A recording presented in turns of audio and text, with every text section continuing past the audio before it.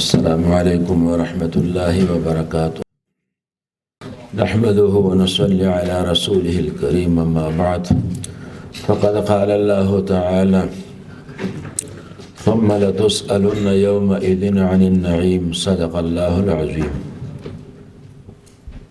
ډیرو قدرمنو راغلو مشرانو، استادانو او قدرمنو ډاکټر صاحبانو،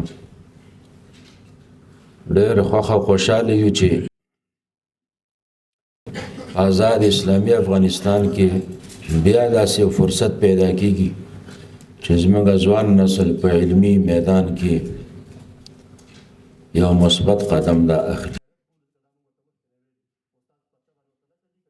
نو تاسو په دې باندې پوهیږئ په دنیا کې چې څومره مترقي هیوادونه دي، که د صحت په برخه کې دي او که په نورو برخو کې دي، د هغوی د ترقۍ راز هغه په دغه علمي میدان کې ترقي ده. چې هغه ملکونو په علمي میدان کې ترقي کړې ده، ځوانانو همت کړي، د وخت نظامونو ورته سهولتونه برابر کړي، او په هره برخه کې ځوانانو خپل ځان یو ځای ته رسولی، او ملک د دې جوګه شوی دی چې د نورو ملکونو په نسبت باندې یو امتیاز پیدا کړي. نو تاسو هم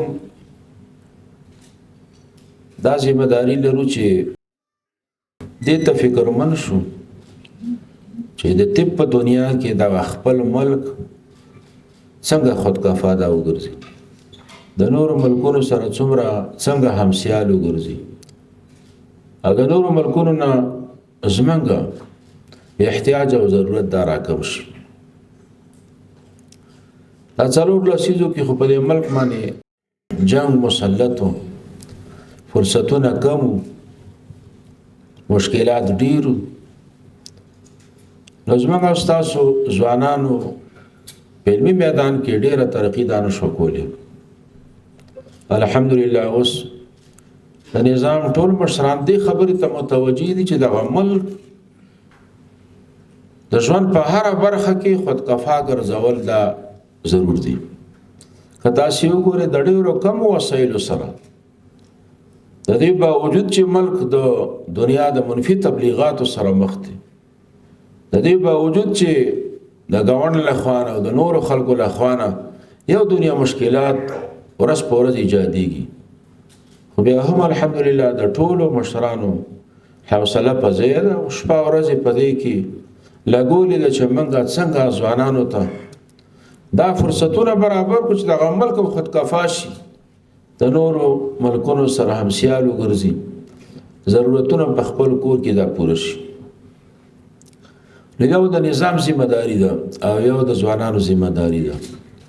د نظام ذمہ داری دا ده چې تاسو ته ښه زمینه سازي وکړي. د صحت عامې قدرمن وزیر صاحب ځوان دی، ډېر زیات جدوجهد کوي، تاسو ته اندازه ده ډېر زیات سفر یې کوي، دلته هم ډېر زیات متحرک دی. ډاکټر صاحب په دې خپل برخه کې ډېر متحرک دی، وختي چې تاسو ته وضاحت وکړو. الحمدلله ډېر امید دی چې ډېر زیات فرصتونه به زموږ ډاکټر صاحبانو ته د وزیر صاحب له خوا نه، د رئیس صاحب له خوا نه دا برابر شي. دویم ستاسو ذمہ داري ده. که موږ دې ته فکر وکړو چې د دنیا په مترقي هیوادونو کې آیا دا رواج شته یو ځوان ده د یو ځای ته د رسولو لپاره سفارشونه ګوري، نورې لارې د استعمالي د خپل استعداد او قابلیت نه ماوره، او آیا نظامونه د دغه تعامل سره آشنا دي که ناشنا دي؟ په ټوله دنیا کې به تاسې داسې ملک پیدا نه کړئ چې په هغې کې دا رواجي چې ځوانان د دا خواري کوي چې سفارشونه پیدا کړه، نورې لارې پیدا کړه مؤثرې، چې څنګه د استعداد د استعمال نه بغیر، د قابلیت نه بغیر د یو ځای ته ځان ورسوي. دا رواج نشته. په افغانستان کې د 100 کلنې دورې موږ ته دغه رواج را پاتې دی چې تکړه شي کوشش کوي سفارشونه پیدا کړي دا کړي یو پسې ځه بل پسې ځه چېرې ما سره کومک وشي او زه کامیاب شم. د امارت ټولو مشرانو دې خبرې ته د پیټې کېښي. دا زموږ د کامیابۍ لار نه ده. په دغه طریقې سره زموږ ځوان نسل یو ځای ته نشي رسېدی. د نورو سره سیالي نشو کولی، ملک نشو آبادولی. که دا چا ملکونه آباد کړي دي په دې آباد کړي دي چې با استعداده ځوانان مناسبو ځایونو ته معرفي کړي دي، ځوانانو همت کړي، خپل علمي مستواګانې پورته کړي، په خپل استعداد باندې یو ځای ته رسېدلي دي، ملک خودکفا ګرځولی، ملک آباد کړی دی، ملک ته امتیاز ورکړی په نورو ملکونو.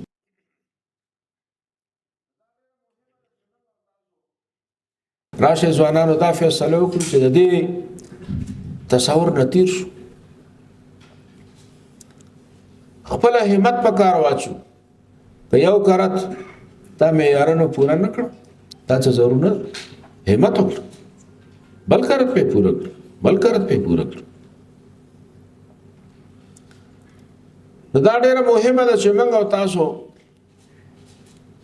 خپل همت عالي وساتو.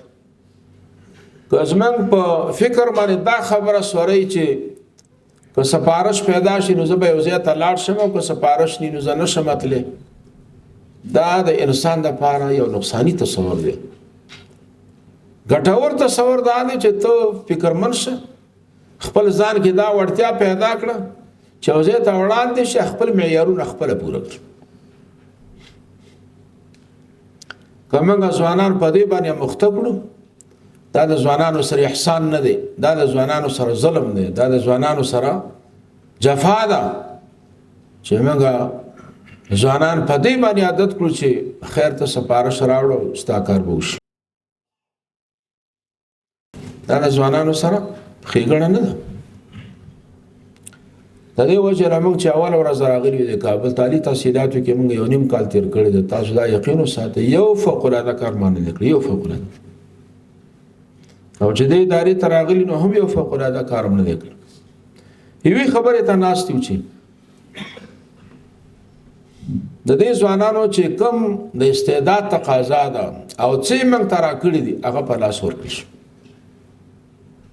امتحان وشو، تا چې په جوابیه پارچه کې څه لیکلي دي تا سره به دا زیاتې نه کېږي چې کمې وشي، او نه په هغې کې د دې څه امکان شته چې کوم سیستم جوړ دی د هغې کې د انسان څه دخل نشته. که وزیر صاحب ورته کینی، که زه ورته کینم، که هر مشر ورته کینی، که دا وغواړي چې یو چا نمرې ډېرې که یا کمې که، په دې سیستم کې دا طریقه شته دی نه، دا کېږي نه. دا بې ځایه تشویشونه دي، چکرې دي او ځان ستومانه کول دي، یو ځای نه واسطه او بل ځای نه واسطه او بل ځای نه واسطه. په جمهوریت کې څه خلکو ځوانانو ته دا فکره ورکړې وه چې ستا کامیابي او ناکامي د ما سره ده. خو دا یو غلط تصور و. موږ ولس ته دا خبره واضحه کړه چې د امتحان طریقه دا ده. په امتحان باندې د نتیجې د ترتب نتیجه طریقه دا ده، په دې کې د انسان څه دخل نشته. مه دا تشویش کوئ، مه سفارشونه راوړئ او مه چاله پیسې ورکوئ. دا ټول بې ځایه دي. کله چا پکې سوده اراده شي دغه سیستم د وګوري، تاسې کولی شئ چې څو کسانه میندګان راولېږئ چې دا سیستم وګوري، بیا نشر کړي ملګرو د اطمینان دپاره چې په دې کې د انسان څه دخل شته که نه. آیا څوک کولی شي چې د چا نمرې ډېرې کړي یا کمې کړي؟ څوک کولی شي چې یو سړی پورته کړي او کښته کړي؟ الحمدلله نهایي ښه سیستم دی. بس د تشویشونو نه خلاص کړي. دا زه اطمینان در کوم چې کوم جدوجهد چې تاسې کړی د هغې نتیجه به تاسو ته رسېږي. او که بیا هم یو چا ته سودا شوه راتلی شي. موږ 3 ورځې د هغې لپاره ورکړي چې کوم شکایت وي د هغې ثبت کېدی شي، موږ هغې ته حاضر یو. سهولتونه لکه څنګه چې وړاندې رئیس صاحب وي، موږ دا کوشش کوو چې سهولتونه ورځ د ورځ ځوانانو ته زیات شي ایجاد شي د وړاندې په نسبت باندې ډېره خواري کړې ده چې سهولتونه را مخې ته شي. هر ورځ په دې فکر کوو چې زموږ ځوان نسل ته څنګه سهولتونه برابر شي. موږ د یو چا په ناکامولو خوشحاله نه یو. ناکامول د ملک په ګټه نه دي. چې ځوانان کامیاب شي دا د ملک په ګټه دي.